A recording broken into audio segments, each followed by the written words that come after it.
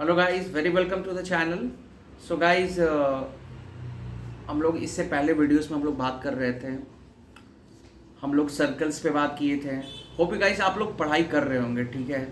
Circles पे मैंने बात किया था, नंबर सिस्टम पे बात किया हूँ, स्पीड डिस्टेंस पे बात किया मैंने, compound interest, time and work, ये सभी प्रीवियस वीडियोस में मैं ये टॉपिक डिस्कस किया हूँ गाइस। अब आप लोग का क्या कैसे पढ़ रहे हैं तो आप लोग को पता होगा, ठीक है। सो मेरा काम क्या है, आप लोग को जस्ट ट्राई टू रिमाइंडर करते रहना कि एग्जाम में टाइम बहुत कम है गाइस।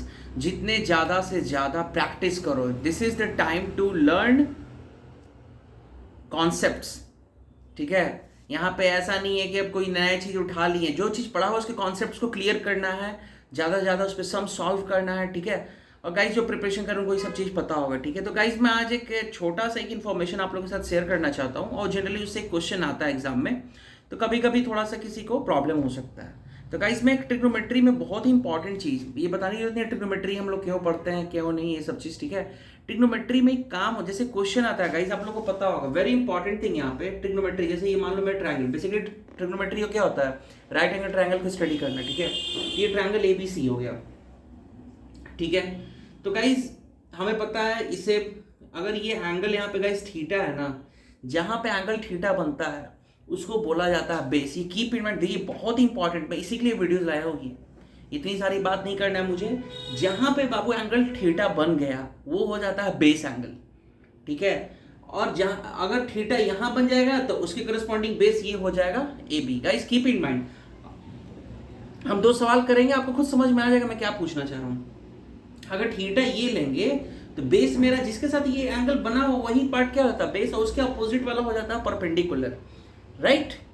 जो सुन रहा है प्लीज नोट डाउन, अगर ये यहां बन जाएगा तो ये हमारे लिए बेस हो जाएगा, और ये मेरा हो जाएगा इसके अपोजिट ये परपेंडिकुलर। और हमें पता है कि 90 का अपोजिट हमेशा क्या होता है, हाइपोटेन्यूज होता है। और हमें ये भी पता है ये 3 है, ये 4 है, तो ये 5 होगा। ये सब चीज बताने की कोई जरूरत नहीं है गाइस, होप गाइस सारे को पता होगा, ये बेसिक चीज है ये सब, ठीक है। नाउ गाइस कभी कभी अब एग्जाम में क्वेश्चन क्या आ सकता है यहाँ पे, वेरी इंपॉर्टेंट क्वेश्चन। कहने का मतलब क्या क्वेश्चन पूछ देगा, सीजीएल में आ जाएगा कि साइन A प्लस बी की वैल्यू पूछ दिया जाएगा आप लोग से, ये साइन A प्लस बी की वैल्यू कितना होगा, ठीक है। तो गाइस कैसे करोगे इस क्वेश्चन को, साइन A प्लस बी की वैल्यू को निकालने के लिए ये आना चाहिए, वेरी इंपॉर्टेंट क्वेश्चन है ये नहीं आएगा तो फिर प्रॉब्लम हो जाएगा। साइन A प्लस बी कितना होगा, खुद सोचे, यहाँ पे दिमाग लगाना पड़ेगा, ये आंसर आ जाएगा। साइन A प्लस बी, ये A है, मतलब ये एंगल प्लस ये एंगल की वैल्यू पूछा जा रहा है कितना होगा, ठीक है। क्योंकि ये तो भाई 90 है, अगर ए और सी की वैल्यू होता तो 90, क्योंकि ये 90 है तो ए और सी की वैल्यू होता, बट यहाँ पे पूछा जा रहा है A प्लस बी, तो हम लोग कैसे निकालेंगे भाई। तो पहले साइन A प्लस बी का फॉर्मूला होता है, तो क्या होता है साइन A प्लस बी का फॉर्मूला लिख लेंगे, sine A cos B plus cos A sine B, ऐसे लिख लोगे आप लोग, ठीक है। तो यहाँ पे अब जैसे क्वेश्चन है sine A cos B plus cos A sine B का फॉर्मूला पूछा जा रहा है, तो गाइस इसको निकालेंगे कैसे, ये बहुत ही अच्छा सवाल यहाँ पे आ गया। तो पहले ये फॉर्मूला था गाइस, आप लोग नोट डाउन कर लो, और मैंने अभी जो बताया थीटा यहाँ बनता हो base angle, you should keep in mind this all things, ठीक है। अब हमें पता है साइन का फॉर्मूला क्या होता है, साइन जिसको ट्रिक पता है अच्छी बात है, साइन थीटा का फॉर्मूला क्या होता है, परपेंडिकुलर अपॉन हाइपोटेन्यूज, और कॉस थीटा क्या होता है, बेस अपॉन हाइपोटेन्यूज होता है, राइट। तो अब यहाँ पे ये मेरा थीटा है, ठीक है। अब यहाँ पे बात किसके बारे में पूछा जा रहा है, साइन A, तो A जब पूछा जा रहा है इट मीन्स थीटा यहाँ पे है, ठीक, साइन A। तो अब कैसे निकालेंगे साइन A, आप लोग जरा खुद सोचो, यहाँ पे साइन A कितना हो जाएगा।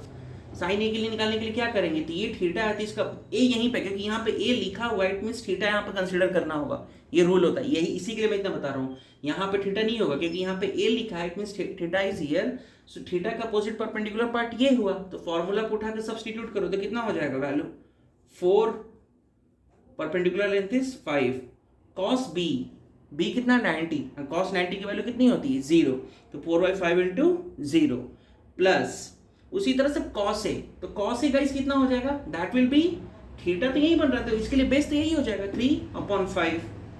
3/5 into sine B, sine 90 we know 1 होता है, तो गाइज दिस की वैल्यू तो 0 हो जाएगा, तो मेरे पास आंसर क्या हो जाएगा 3/5 इंटू 1 दैट इज 3/5। तो गाइज ये वेरी इंपॉर्टेंट क्वेश्चन है, ये मैं क्यों बता रहा हूँ, ये आता है इस टाइप का क्वेश्चन, कभी कभी कंफ्यूजन इतना हो जाएगा, एक फिगर दे देगा इस टाइप का मैं इरेज करता हूँ गाइस, होप गाइस आपने ये नोट डाउन करें, वेरी इंपॉर्टेंट थिंग, ठीक है।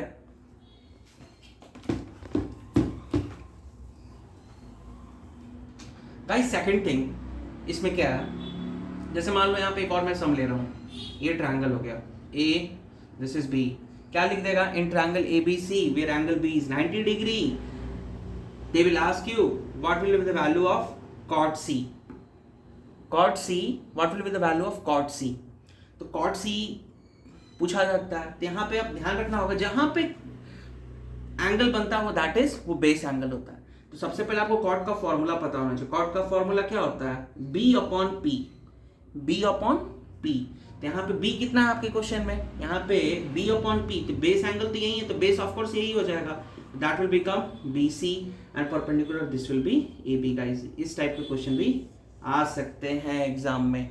अगर यही पूछ दिया जाए इस क्वेश्चन में tan A कितना होता, तो tan A जब A ये लेंगे तो मेरे लिए परपेंडिकुलर का काम ये करेगा उल्टा, तो परपेंडिकुलर अपॉन बेस होता है, तो यहाँ पे परपेंडिकुलर tan A के केस में BC हो जाएगा, BC अपॉन क्या हो जाएगा AB गाइस। ये होप यू अंडरस्टूड, बहुत ही important, it means tan C and tan A are interchangeable. अभी मैं फॉर्मूला tan C अब बताता हूँ ऐसा क्यों हुआ, tan C और tan A की ये जो वैल्यू और दोनों क्या आ रहा है, hope you guys understood same, क्योंकि एक फॉर्मूला होता है tan 90 माइनस थीटा क्या होता है cot थीटा। गाइस ये 90 है तो दोनों का सम कितना होगा 90 होगा, तो दोनों क्या होते हैं interchangeable. For example you keep in mind tan 1 और cot 89 ये वैल्यू आपस में सेम होगा, tan 1 and tan 89 degree value will be same.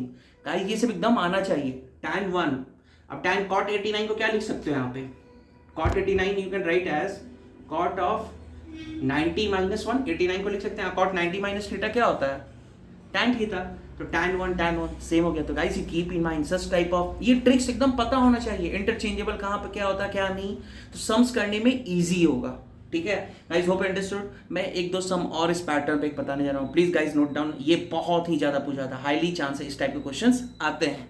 जरूरी नहीं कि आप ये एग्जाम प्रिपरेशन करो, हो सकता है किसी अदर एग्जाम में आ जाए, किसी और के लिए कहीं हेल्पफुल हो जाइए, ठीक है। सी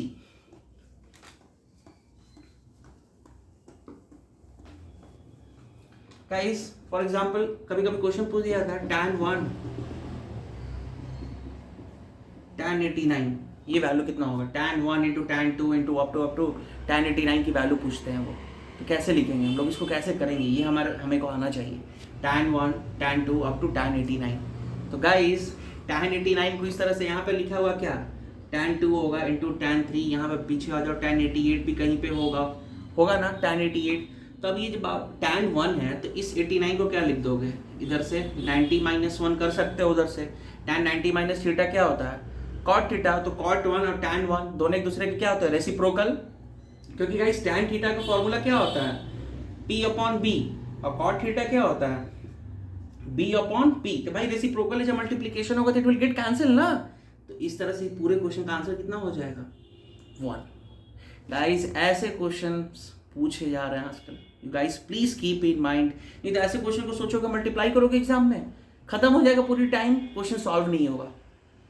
गाइस मैं एक सिंपल सी बात बोल रहा हूँ, जिनको ट्रिग्नोमेट्री अपनी अच्छी करनी है खासकर ये कॉम्पिटेटिव एग्जाम के लिए, guys I will suggest you please solve RD Sharma book जो है ना क्लास 10th ग्रेड की, उसमें ऑब्जेक्टिव्स के लेवल बहुत हाई हैं थोड़े, क्योंकि गवर्नमेंट एग्जाम्स के भी ऑब्जेक्टिव इसी लेवल टाइप के क्वेश्चन होंगे, तो you please guys do sums, ठीक है। ऑब्जेक्टिव क्वेश्चन को कैसे कम समय में सॉल्व करते हैं ये हमें पता चल गया, हमारा सिलेक्शन पक्का है, यही मेन यहाँ पे ऑब्जेक्टिव क्वेश्चन को कम समय में कैसे करना है।